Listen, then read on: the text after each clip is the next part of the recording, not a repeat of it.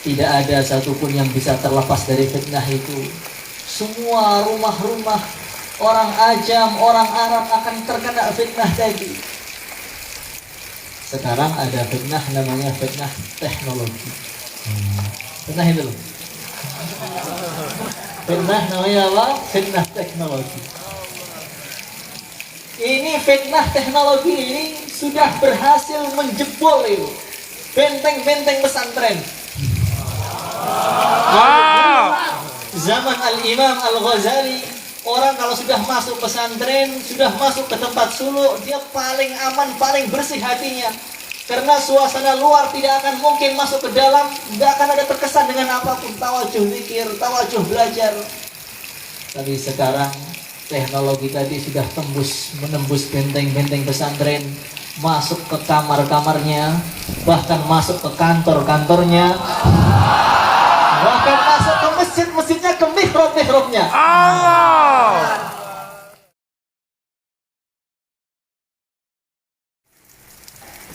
إن الحمد لله نستعينه ونستغفره ونؤمن به ونتوكل عليه ونعوذ به من شرور أنفسنا ومن سيئات أعمالنا من يهده الله فلا مضل له ومن يضلله فلا هادي له أشهد أن لا إله إلا الله وحده لا شريك له وأشهد أن سيدنا ومولانا وحبيبنا محمدا عبده ورسوله اللهم صل وسلم وبارك على سيدنا محمد وعلى آله وأصحابه والتابعين له بإحسان إلى يوم الدين أما بعد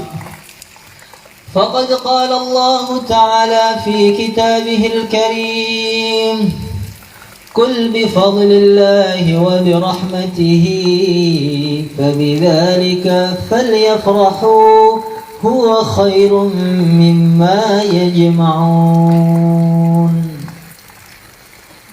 Para ustadz, para hadirin yang dimuliakan oleh Allah Subhanahu wa Ta'ala, sudah menjadi takdir Allah Subhanahu wa Ta'ala, sudah tertulis di Lauhul Mahfuz bahwasanya kita ini adalah anak Adam, adalah manusia-manusia yang akan hidup di penghujung umurnya dunia ini. Kita ini termasuk manusia yang hidup di detik-detik sebelum datangnya hari kiamat. Siapa itu? Kita ini. Nabi mengatakan, "Ma zada zaman illa wa ma ba'dahu syarrun min." Zaman tidak akan bertambah akhir kecuali tambah berat, tambah berat, tambah berat, tambah berat. Kalau memang umurnya dunia setelah zamannya Rasulullah Sallallahu Alaihi Wasallam adalah 1.500 tahun, bahkan kurang. Sekarang sudah berjalan 1.442.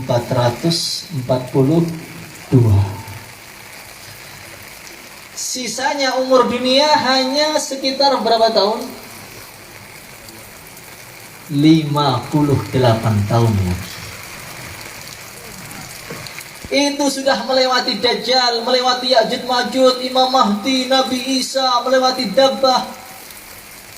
Dalam masa 58 tahun lagi. Gimana? Siap berjuang apa enggak ini? Takbir. Hadirin yang dimuliakan oleh Allah Subhanahu wa Ta'ala, Nabi mengatakan nanti akhir zaman fitnah itu akan datang, umyaun mudlimah yamuru maural bahr. Fitnah itu akan datang gelap gulita, membutakan mata siapapun saja yang melihatnya.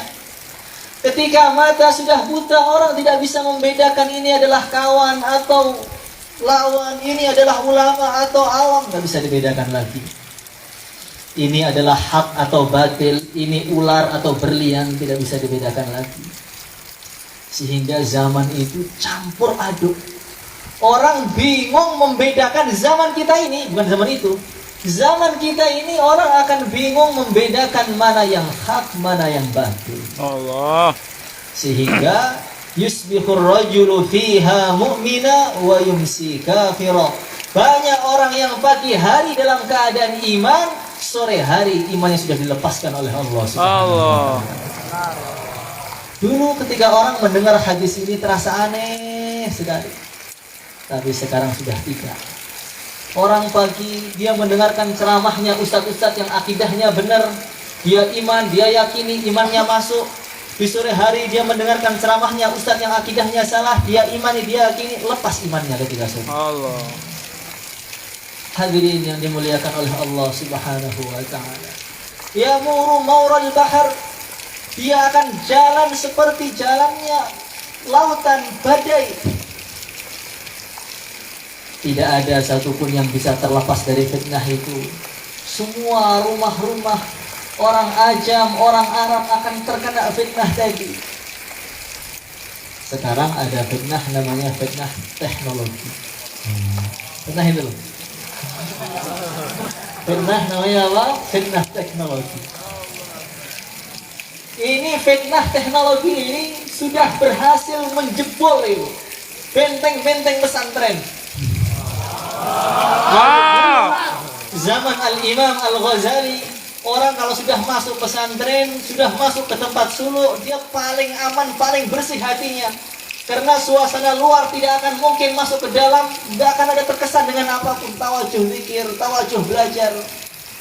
Tapi sekarang teknologi tadi sudah menembus benteng-benteng pesantren, masuk ke kamar-kamarnya, bahkan masuk ke kantor-kantornya, bahkan masuk ke masjid-masjidnya, ke mihrab-mihrabnya. Sehingga suasana-suasana kemaksiatan yang ada di Hollywood sana, di Barcelona, di Madrid, bisa dilihat di depan kitab daurahnya. Di masjid depan kitab daurah dia bisa melihat kemaksiatan yang ada di Eropa sana. Allah. Inilah zaman yang la yabqa baitun minal arabi wala minal ajam illa mala'athu dhilla wa khawfa. Semua hampir kena, tergilas semua dengan fitnah teknologi ini. Enggak orang kaya, enggak orang miskin, enggak ulama, enggak santrinya, enggak kiainya, enggak muridnya, hampir semua termakan dengan fitnah teknologi ini. Saya masih teringat dulu awal-awal ada laptop, nggak tahu tahun berapa itu. Ada Maktabah Sangilah, ada aplikasi yang bisa melihat kitab semuanya, 100.000 kitab bisa dilihat semuanya. Maka orang bawa laptop tadi datang ke guru kita, almarhum Kiai Haji Uzairon Abdillah. Maka dia mengatakan, Syekh, ini saya punya laptop ini, punya aplikasi, jenengan bisa baca kitab, tinggal dipencet kitab apa aja bisa tampak di situ. Mau nyari fikih, hadis, nahwu, tulis namanya keluar semuanya. Gak capek-capek nyari kitab, sudah bisa dilihat dimanapun, dikantongi pun bisa. Apa jawaban guru kita saat itu? Saya melihat Al-Imam Ghazali, Imam Nawawi, orang-orang yang sudah jelas walinya, jelas kutubnya, jelas dicintai oleh Allah, mereka belum pernah nyentuh barang seperti ini. Maka saya khawatir kalau saya pakai barang seperti ini, saya tidak bisa seperti mereka nanti. Bagaimana? Itu gurunya, kalau muridnya bagaimana? Ini adalah nikmat Allah yang sangat besar, betul? Harus digunakan, betul? Oke, digunakan gimana?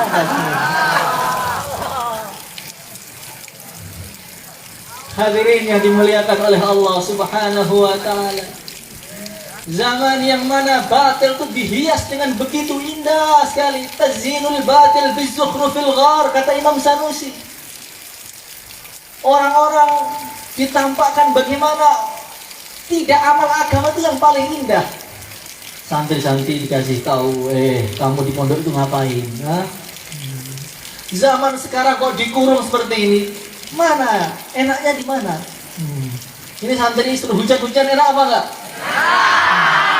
Dikurung, keluarnya harus izin, di absen, keluar sedikit masuk tarbiyah lagi. Ini pendidikan apa itu? Ditanamkan, coba kamu lihat di luar itu, orang itu bisa bebas. Dia bisa main kemanapun dia mau, dia bisa berbuat apapun yang dia mau, bebas kapanpun saja. Nggak ada yang absen, kalau mau apa sih nggak ada yang ngurus. Tidur sampai bangun jam 7 pagi pun nggak apa-apa. Ditambahkan keluar santri, jangan mondok, kamu keluar aja. Sekolah di luar sana indah sekali, indah apa enggak? Jangan pulang. Kalau indah berarti lebih suka di mondok daripada di rumah. Hadirin yang dimuliakan oleh Allah Subhanahu wa taala. Zaman yang mana orang-orang itu ditanamkan agama itu sudah nggak zamannya lagi. Sudah nggak zamannya hafid Quran. Mau hafid Quran mau dikasih makan apa? Terus ditanamkan terus. Sampai akhirnya bagaimana? Orang-orang alim, hafid Al-Quran, dia tidak merasa syukur, malah melirik ahli batil yang tidak diberi nikmat oleh Allah. Oh. Maka sebagaimana yang saya ceritakan dulu, Imam Al-Jazari beliau mengatakan, ada seorang ulama, ustadz, guru daurah, hari-hari sibuk ngurus pondok, ngurus santri, malam istighosah, sibuk hidupnya dalam agama.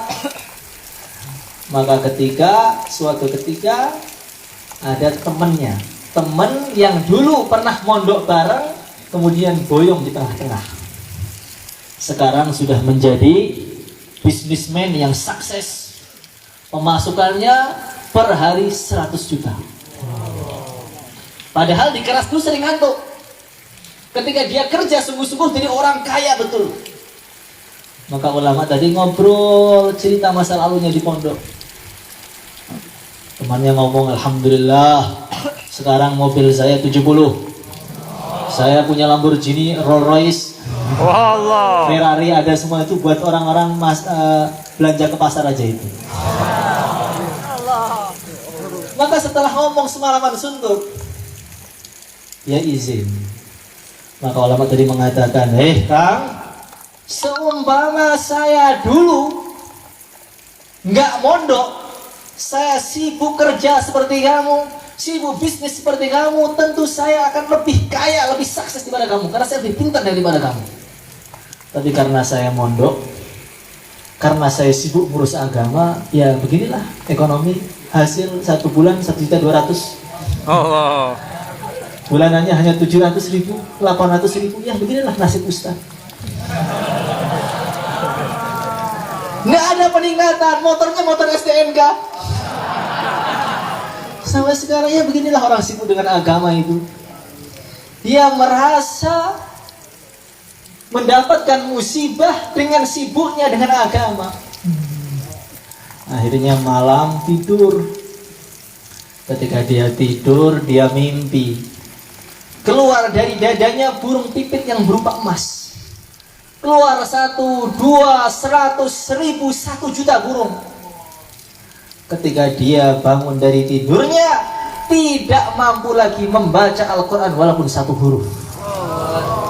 Wala in kafartum inna adzabi lasyadid. Allah cabut nikmatnya, diadab itu orangnya. Itu orang ahli agama tapi masih melirik perasaannya ahli dunia lebih bahagia daripada dia. Bagaimana? Gembira nggak di sini? Gembira. Dingin-dingin hujan-hujan gembira? Gembira. Orang-orang pada diangkringan sekarang, kamu di sini gembira? Gembira. Nggak punya HP gembira? Gembira. Semoga kata-kata dari hati. Amin. Hadirin yang dimuliakan oleh Allah Subhanahu wa ta'ala. Inilah pendidikan yang sangat penting. Karena semakin akhir zaman akan semakin berat, semakin berat, semakin berat.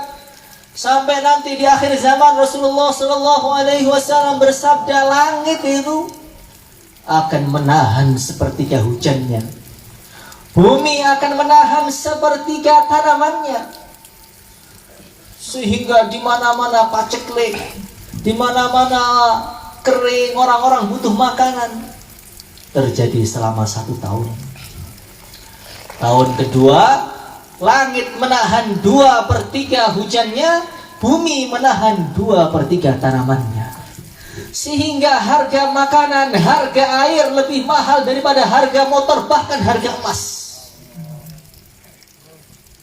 Ini nggak lama lagi. Ini bukan dongeng. Tahun ketiga, Nabi sabdakan, langit akan menahan 100% hujannya, bumi akan menahan 100% tanamannya, sehingga tidak menetes dari langit walaupun hanya setetes air saja.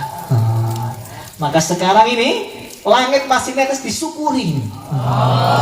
Nanti akan datang masa langit gak mau turunkan hujan lagi. Allah. Sehingga seluruh dunia banyak sekali hewan-hewan yang mati, hampir habis, musnah semua.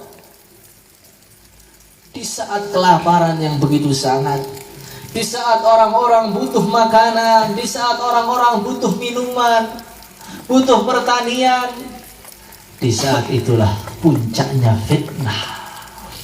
Di saat itulah Dajjal laknatullah alaih datang.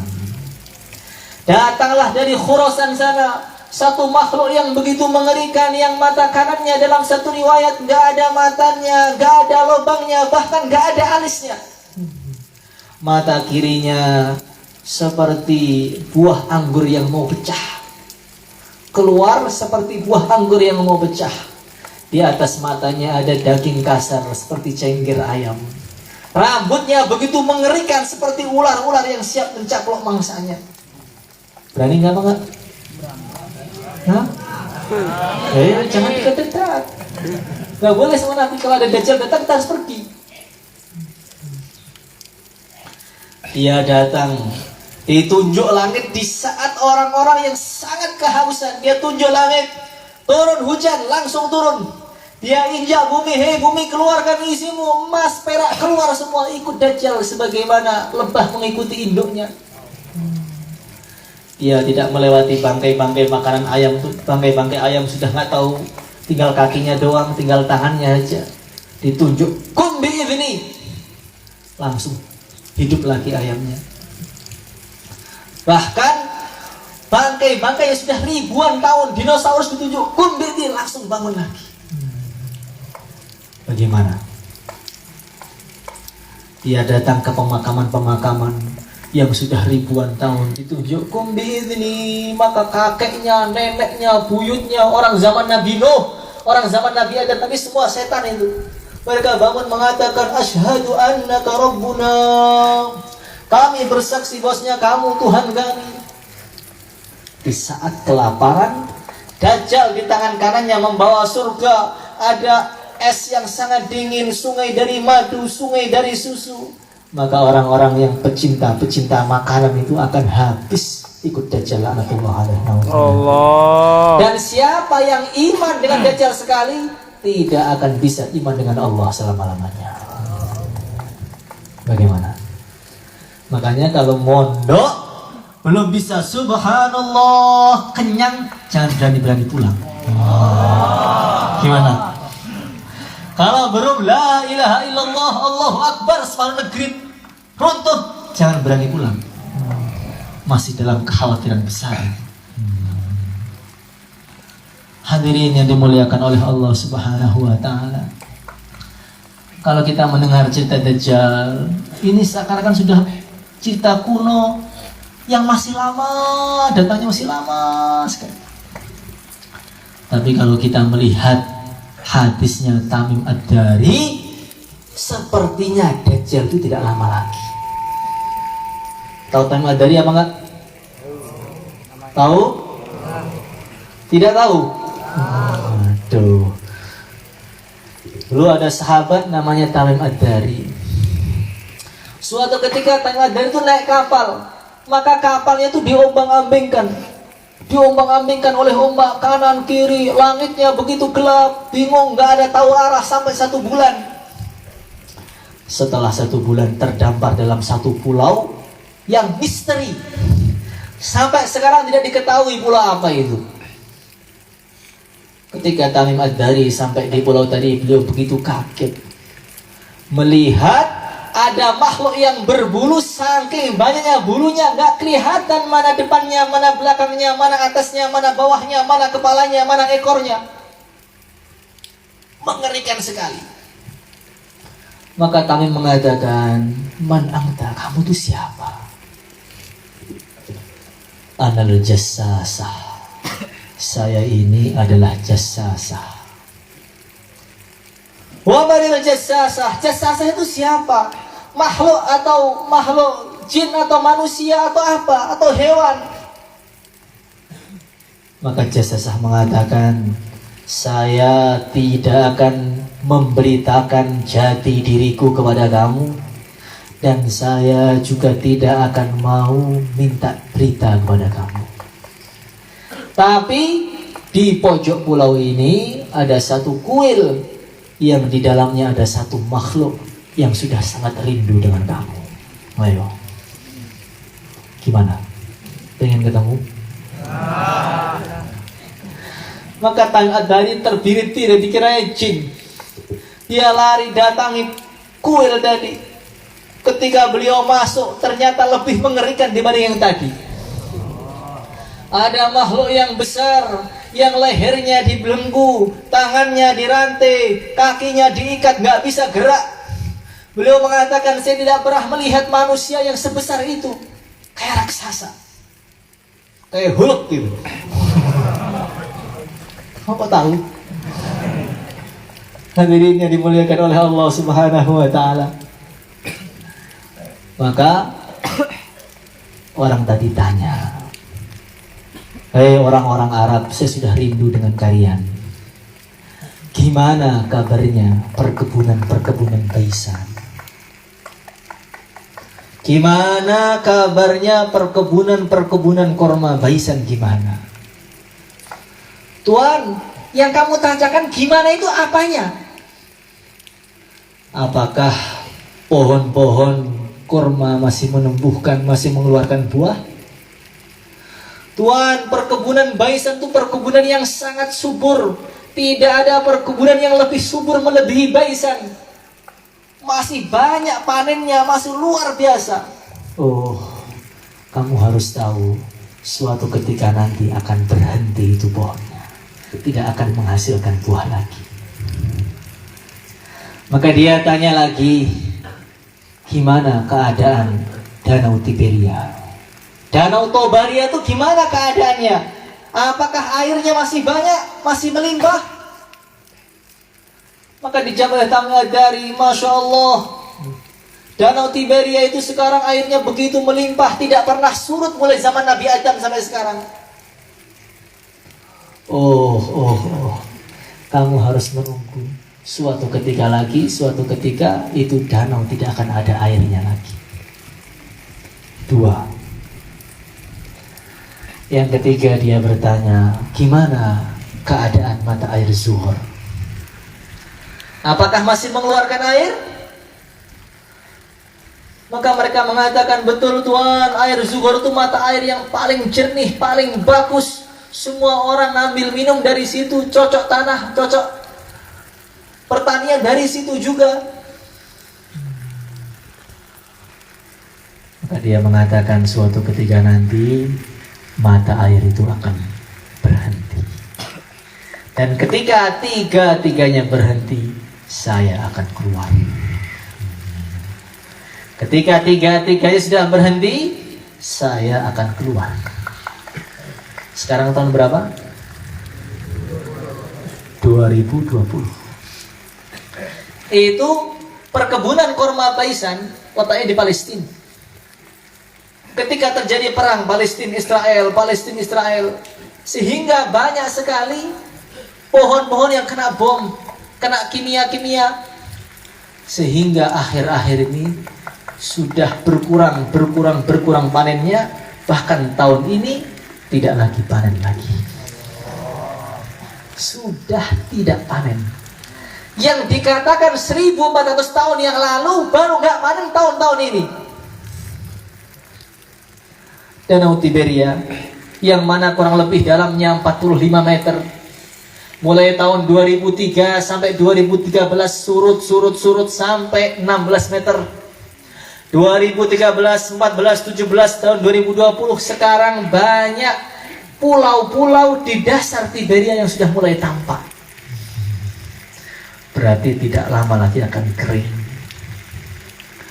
Kalau sudah kering bagaimana? Maka situs resminya Israel, mereka neliti, ini kenapa Danau Tiberia kok bisa kering, itu kenapa? Dicek, ternyata mata air yang mensuplai Danau Tiberia banyak yang sudah berhenti. Termasuk yang berhenti adalah mata air Zuhur. Mata airnya sudah berhenti, danaunya sudah mulai surut, kormanya sudah mulai kering. Bagaimana? Yang dijanjikan akan segera datang. Yang menghadapi siapa? Orang yang duduk di majelis ini. Allah. Bagaimana? Kalau masih kena air kedinginan itu belum bisa. Ketika Dajjal putar ke dunia, putar bumi selama 40 hari. Hari pertama seperti 1 tahun, hari kedua seperti 1 bulan, hari ketiga seperti 1 minggu, hari keempat seperti hari biasa. Setelah dia putar-putar ke Puhtelu juga dia datang. Maka dia datang ke Makkah gagal, ke Madinah gagal. Maka dia naik di gunung di samping Madinah, Gunung Uhud atau Gunung Dajjal. Sehingga Madinah itu tampak semua. Gedung-gedungnya tampak, masjidnya tampak. Maka dia mengatakan, atarawna hadza qasral abyad. Apa kalian nggak lihat itu ada istana putih? Itu istananya Muhammad itu. Nabi ketika menceritakan hadis ini 1400 tahun lalu, beliau mengatakan masjid saya ini yang atasnya pelapah kurma, bawahnya nggak ada tegelnya, nggak ada marmernya, tiangnya masih kayu. Beliau mengatakan suatu ketika nanti masjid saya ini akan ditunjuk oleh Dajjal, dan Dajjal akan bilang ini istana putih. Gak masuk akal. Masjid yang begitu jelek, masih begitu kuno, Nabi mengatakan ini istana putih, ini istana putih. Setelah seiring berjalannya zaman dan waktu, renovasi tanpa disengaja. Sekarang Masjid Nabawi begitu megah, saking megahnya laksana istana. Dan tanpa disengaja warnanya juga dari jauh warnanya putih. Kalau masjidnya sudah berwarna putih, sudah seperti istana, tinggal nunggu sebentar lagi yang nunjuk pun mau datang. Gimana?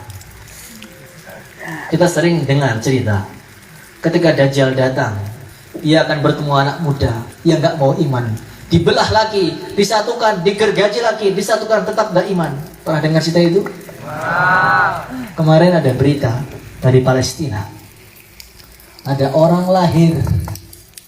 Ketika bayi tadi lahir, ada keajaiban yang luar biasa. Ketika dia lahir mengatakan, "Inni Abdullah," kayak Nabi Isa.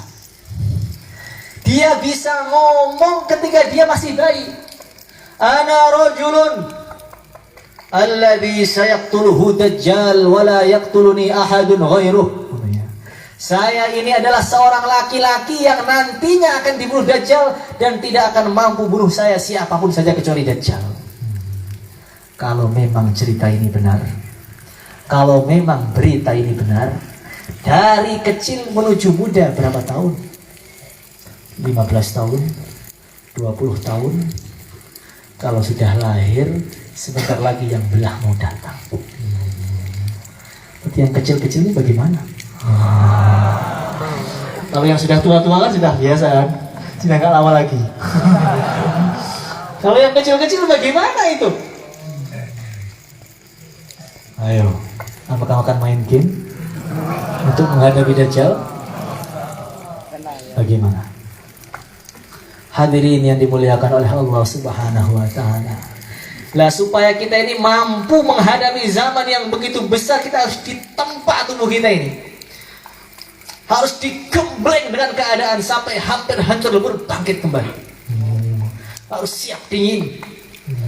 siap panas, hujan-hujan, nggak manja, nggak ditutupi kepalanya.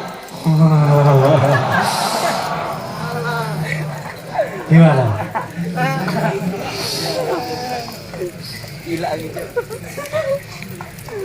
Lah, salah satunya itu dengan cara kita penuhi hati kita ini dengan ilmu Al-Quran ini. Hadirin yang dimuliakan oleh Allah Subhanahu wa ta'ala, orang itu kalau ahli ilmu agama, dia ini akan sangat wibawa di kalangan para syaitan. Dalam satu cerita dikatakan, di masjid itu ada ahli ibadah, karkun jos. Kalau karkun itu udah jam 2 mesti bangun, jam 1 mesti bangun. Kalau santri jam 1 baru tidur, melanjutkan tidur di kelas. Hadirin yang dimuliakan oleh Allah Subhanahu wa ta'ala, ada ahli ibadah itu sholat. Di sampingnya ini ada santri, kerjaannya apa? Tidur, ngorok dia, capek mutolaah. Allah. Terus letih. Masya Allah. Sudah setengah pojok letih dia. Setengah pojok. Hanya dia tidur. Lah di pintu masjid itu ada makhluk yang begitu mengerikan, mukanya hitam. Maka ada orang kampung, orang mahalah itu negur, ini kok ada jin kayaknya ini. Siapa ini? Kiriman dari siapa ini? Di betul ada jinnya nggak? Di betul? Di sana nggak ada ya? Nanti malam berkata. Maka ditegur, Tuan, kalau mau masuk masjid silahkan masuk, kalau mau keluar, jangan di pintu, menghalangi jalan, Tuan. Maka orang tadi mengatakan, kamu tahu siapa saya? Tak tahu kamu siapa? Saya ini adalah syaitan.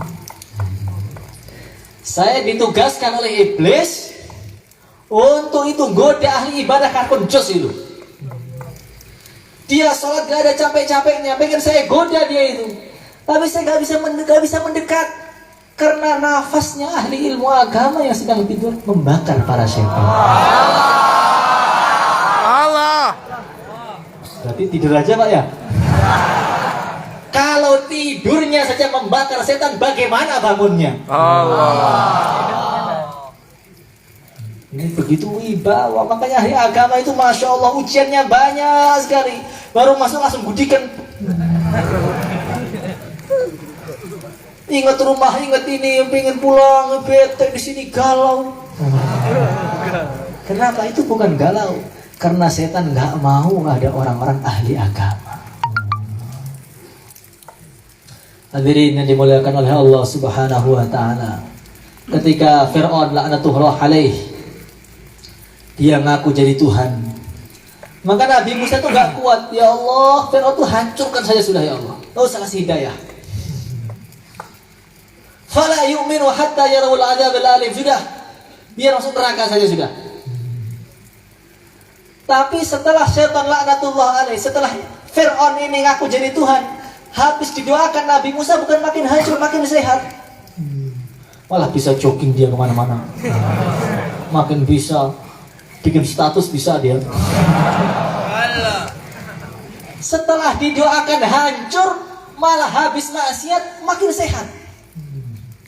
Falamma nasu ma dzukiru bihi fatahna alaihim abwaaba kulli syai'.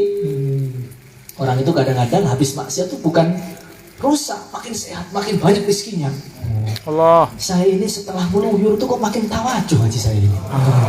Itu syaitan itu. Habis maksiat itu saya makin tawajuh, makin khusyuk terus ini. Kayaknya harus kadang-kadang diselingi dengan maksiat-maksiat itu kan. Betul apa tidak itu? Ya. Maka Nabi Musa merasa aneh, ya Allah, setan tuh gimana? Fir'aun tuh gimana ya Allah? Ngaku jadi Tuhan kok makin kuat, makin hebat nih gimana? Maka Allah berfirman, hei Musa, kamu datang ke kerajaannya, kamu lihat itu di gerbangnya ada apa? Setelah Nabi Musa datang, dilihat di gerbangnya, ternyata ada tulisan apa? Bismillahirrahmanirrahim. Ini tulisan, kata Imam Fakhruddin Ar-Razi, diukir sebelum Fir'aun ngaku Tuhan. Ketika santri baru dulu Fir'aun ini. Sebelum nakal.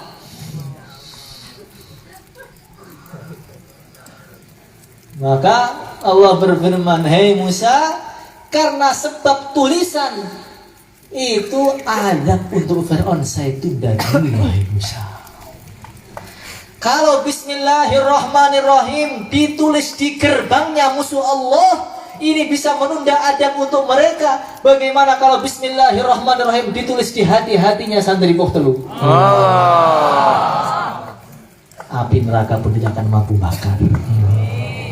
Kalau Bismillah, kalau satu Quran bagaimana? Hadirin yang dimuliakan oleh Allah Subhanahu wa Ta'ala, maka yakinilah yang kita kerjakan sekarang ini adalah amal yang sangat mulia. Maka harus gembira, lebih gembira diberi alpat baru. Allah. Kamu tahu, nanti firman Allah pertama kali kepada kita itu apa? Wah, kita. Ahli ilmu maksudnya. Nanti hari kiamat insyaallah, Allahumma ja'alna minhum. Amin ya Allah. Allah Subhanahu wa Ta'ala akan berfirman kepada ahli-ahli ilmu agama di sana. Apa firman Allah yang pertama kali? Allah akan berfirman kepada mereka, "Inni lam aj'al ilmi wa hilmi fikum illa wa ana uridu an aghfira lakum ala ma kana minkum wa la ubali." Ahli ilmu agama, tahukah kalian kenapa dalam hati kalian saya beri nahwu, saya beri fikih, saya beri tafsir, saya beri Quran? Tahu nggak kamu kenapa? Gak tahu ya Allah kenapa. Saya meletakkan ilmu agama di hati-hati kalian karena saya hanya ingin mengampuni semua dosa kalian. Walah ubali, saya gak peduli. Nah disitulah nanti orang-orang yang mondoknya boyong tengah-tengah akan sedih di situ nanti. Ya Allah, kenapa saya boyong? Gara-gara baper saja saya sudah boyong dulu itu. Gara-gara sakit hati saya boyong. Teman-teman saya jadi ulama semua, saya masih di sini, duduk di sini. Gimana? Gimana? Mumpung kita belum menyesal, jangan pulang sebelum lulus. Gimana? Siap apa enggak? Insya Allah. Dan yang terakhir, termasuk perkara yang paling penting untuk menghadapi fitnah yang kaqita'i minal laili mudlim ini, fitnah yang datang seperti datangnya malam ini, kita harus menggantungkan, menyambungkan hati kita dengan guru-guru kita, dengan orang-orang soleh. Rantai-rantai itu sambungkan dengan orang-orang soleh, dengan wali-wali Allah Subhanahu wa Ta'ala. Kenapa? Dalam satu riwayat dalam Nawadir itu diceritakan, dulu zaman Nabi ada seorang wanita. Siapa? Ada seorang wanita datang ke masjid. Maka di tengah perjalanan ketemu orang nakal, santri nakal. Nggak tahu santri atau munafikin, saya nggak tahu. Maka langsung ditegur ceweknya tadi. Boleh apa enggak itu? Boleh apa enggak? Berteman dengan yang bukan mahram boleh apa enggak? Chattingan boleh apa enggak? Enggak. Berteman boleh apa enggak? Enggak. Betul? Pulang harus dipisahkan semuanya. Maka dia mengatakan, "Hei wanita, kamu mau kemana?"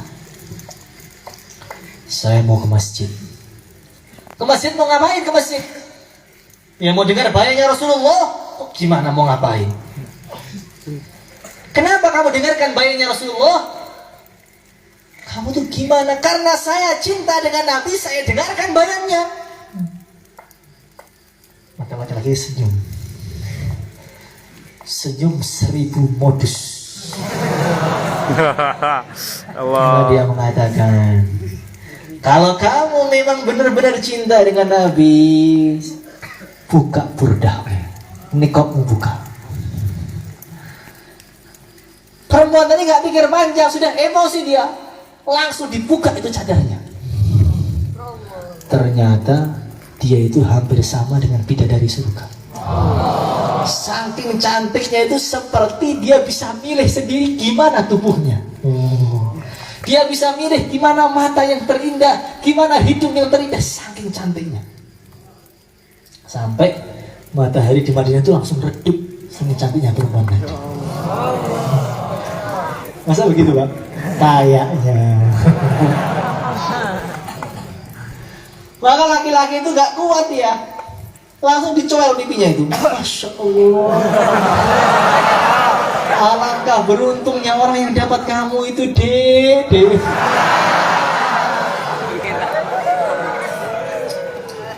Astaghfirullahaladzim. Nangis perempuannya. Kenapa saya buka murdah saya buka niqab saya kepada yang bukan mahram?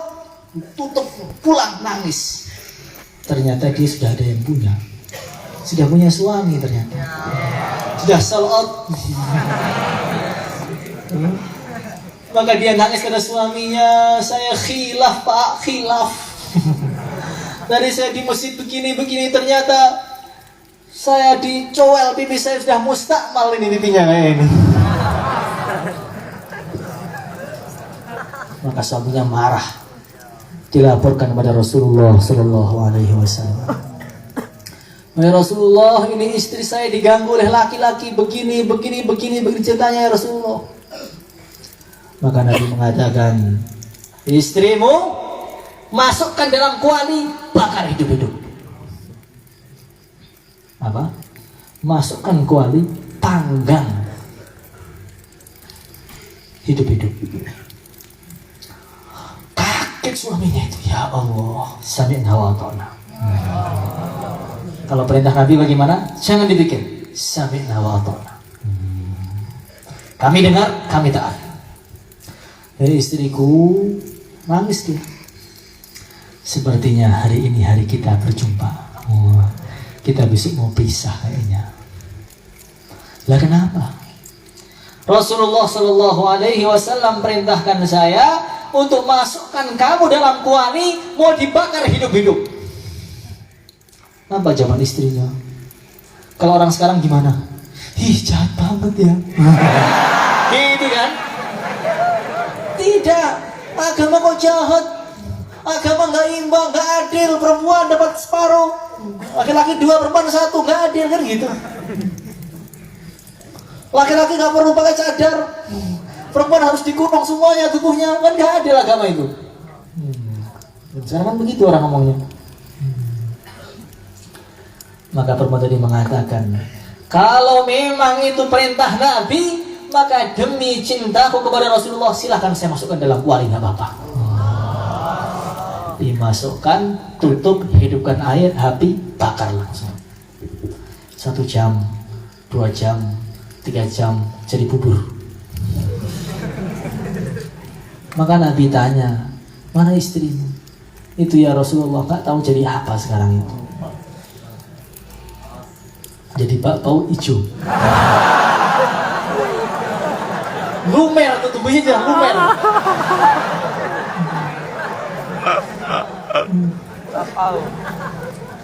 Maka langsung dibuka. Ketika dibuka, jangankan wafat, tergores pun tidak. Maka Nabi mengatakan, kamu lihat itu, kalau orang sudah cinta dengan Allah dan Rasulnya dari hati yang paling dalam, api pun tidak akan mampu membakar mereka.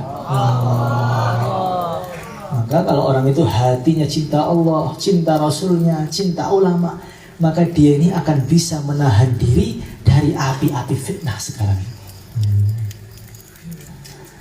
Dan termasuk untuk menjaga diri dari fitnah itu, saya teringat dulu ketika Kiai Uzairon ngaji surat Al-Kahfi kalau nggak salah, atau bukan, saya lupa. Maka beliau mengatakan, saya melihat hadis ini, Nabi berjanji orang yang istiqamah surat Kahfi ketika hari Jumat, dia akan dijaga dari fitnah Dajjal. Dajjal itu adalah fitnah yang terakhir. Sumbernya fitnah, puncaknya fitnah, fitnah yang terbesar. Sehingga setiap orang sholat di akhir tasyahud disunahkan baca, A'udzubika min fitnatil mahya wa mamati wa man a'udzubika min fitnatil masihid dajjal. Sangat dahsyatnya. Kalau orang itu membaca Al-Kahfi, dia bisa terlepas dari fitnah Dajjal, Maka istimbat saya, kalau orang istiqomah al-kahfi, fitnah-fitnah yang kecil pun akan lewat semuanya. Jadi zaman sekarang ini, supaya kita selamat dari fitnah-fitnah teknologi, fitnah wanita, fitnah tahta, fitnah game, fitnah drakor, itu dengan istiqomah pada surat kahfi ketika hari Jumat. Nanti nggak tertarik. Ayo main game, apa sih itu? Nggak selera. Ilfil saya. Ayo pulang di rumah nih, liburan nih. Nggak, itu apa pulang? Nggak mau kiamat kok pulang? Gimana? Hadirin yang dimuliakan oleh Allah Subhanahu wa taala, yang terakhir kata Imam Ghazali, benih kebaikan dan benih keburukan itu awalnya kecil. Kalau disiram akan semakin besar jadi pohon berakar jadi buah sehingga tidak bisa lagi ditumbangkan. Beliau mengatakan kalau orang itu jalan, tiba-tiba melihat ada makhluk yang indah, wanita yang cantik sekali. Ini santri jalan, lihat, astagfirullah. Astagfirullah dulu kan, diulang lagi, astagfirullah. Kok masih ada? Alhamdulillah. Ketika dia lihat pertama, maka dalam hatinya ada benih cinta kecil. Kalau dia astagfirullah, setan pergi, nanti hilang lupa. Tapi kalau benih cinta tadi dikembangkan, orang mana itu ya? Anak kamar mana itu ya? Allah. Kamar mana? Halakoh mana itu ya? Searching. Kesukaannya apa? Bajunya apa? Umurnya berapa? Dimudahkan setiap hari. Mudahkan, masya Allah, dia itu apa, kesukaannya apa terus, sehingga cintanya semakin kuat hatta kharaja an ikhtiyarihi, sehingga dia nggak mampu buang lagi. Ustadznya nerangkan qala Muhammadun huwa ibnu Maliki, pikirannya dia sedang apa sekarang ya? Buka kitab, kebayang mukanya terus. Itu kenapa? Ketika benih, kata Imam Ghazali, disiram semakin kuat. Kayak orang rokok itu, merokok. Tahu rokok? Saya berubah wajah. Tahu rokok? Itu awalnya gak doyan. Tahu golden? Gak doyan awalnya. Tapi sudah diulangi, kok agak batuk. Ini lagi enak, lezat, sampai masuk jeding sana. Kenapa itu? Ketika keburukan diulang sampai waiting tresno jalaran kulino. Seperti orang yang tinggalnya di kandang ayam. Ada ustaz dari ayam. Itu datang pertama muntah. Ini baunya masya Allah gak kuat. 2 hari gak kuat lagi, 3 hari enak. Ini lama-kelamaan kalau gak nyium malah sakit perut. Pusing. Hiburannya harus datang ke kandang untuk nyium baunya. Betul apa enggak? Maka setiap orang di sini itu di hatinya pasti ada pengen alim itu ada, pengen ngaji itu ada, pengen hafal itu ada. Maka dituruti itu. Sampai mutolaah, ambil kitab, buka langsung. Jangan ditunda. Nah, ntar aja lah. Jangan. Dikerjakan. Dituruti, pengen lagi, turuti lagi. Nggak terasa mutolaah sampai subuh. Gimana? Tapi kalau orang malam bangun ngantuk, tahajud, ntar aja jam 4 lah. Nah, 14 sampai qomat subuh. Makanya keinginan dalam hati kita yang baik langsung kita pupuk, kita sirami. Keinginan buruk kita hentikan mulai detik ini. Gimana? Siap? Siap. Insyaallah. Maka ini syukuran akhirus sanah yang tertunda. Ini syukuran pertengahan tahun. Kalau tarhiban sungguh-sungguh itu di awal tahun biasanya. Santri itu aneh. Anehnya bagaimana? Kalau awal tahun dia masih malas ngaji. Kenapa? Masih ke bawah suasana rumah, Pak. Masih perlu adaptasi. Nanti tengah tahun seperti ini malas juga. Kenapa malas? Fakroh Pak. Semangatnya kapan langsung fakroh? Sebentar lagi, malas lagi. Kenapa? Persiapan pulang Pak. Nah terus kapan sungguh-sungguhnya? Makanya ini anggap saja pertengahan tahun terasa awal tahun. Makanya habis impian ini langsung bangkit kembali, mutolaah lagi, sungguh-sungguh lagi. Perbedaan ustadz yang alim dengan ustadz yang tidak alim, ustadz ada dua. Ada ustadz yang alim, ada ustadz yang tidak alim. Ada itu. Ada daurah yang alim, ada daurah yang SP, ada. Perbedaannya di mana? Dalam memilih jalan. Dulu ketika kelas 1 semua orang tuh sama, otaknya kosong semua. Di sini yang kelas 1 sama semua. Salah milih. Satu, saya pegang kitab. Satu, saya tidur. Satu, saya ke masjid. Saya ngobrol. Akhirnya ketika daurah satu hafal kubro minhaj, satu jurumiyah belum hafal. Kapan? Ketika dari satu langkah ke satu langkah. Satu melek, satu titik, sudah jauh itu. Miring sampai akhirnya jualan cilok. Gimana? Makanya kalau temannya bangun, saya harus bangun. Saya nggak mau dia nanti daurah hafal hadis, hafal Quran, saya malah hafal nggak ada yang hafal.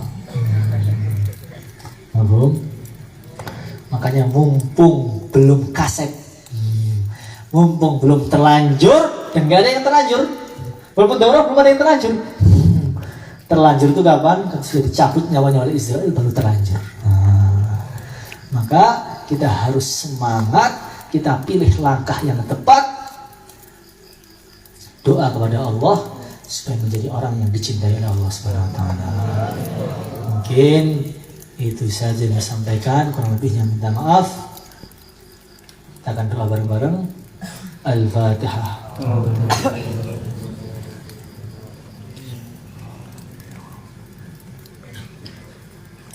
اللهم صل على سيدنا محمد وعلى آل سيدنا محمد كما صليت على سيدنا إبراهيم وعلى آل سيدنا إبراهيم في العالمين إنك حميد مجيد. اللهم أنت خلقتنا وأنت تهدينا وأنت تطعمنا وأنت تسقينا وأنت تميتنا وأنت تحيينا يا حي يا قيوم يا ذا الجلال والإكرام. اللهم فقهنا في الدين اللهم فقهنا في الدين اللهم علمنا التأويل اللهم زدنا علما زدنا فهما زدنا نورا زدنا بركة زدنا ورعا زدنا تشريفا وتكريما ومهابة وبرا. اللهم هؤلاء التلاميذ والتلميذات الذين جاءوا من أنحاء العالم اللهم تولى تربيتهم تولى تزكيتهم تولى تعليمهم تولى حفظهم تولى جميع شؤونهم. اللهم اجعلهم من العلماء العاملين اللهم اجعلهم من العلماء العاملين والأولياء المقربين. آمين يا الله آمين آمين وصلى الله وسلم على سيدنا مولانا محمد وعلى آله وصحبه أجمعين والحمد لله رب العالمين. الحمد لله. الفاتحة.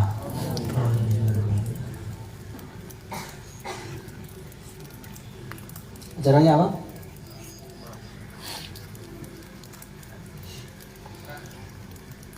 Syukuran.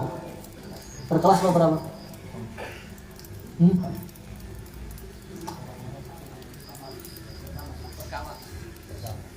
Ya ganti baju dulu baru syukuran biar nggak masuk angin ya. Nanti kena corona nanti. Subhanallah bihamdihi subhanallah.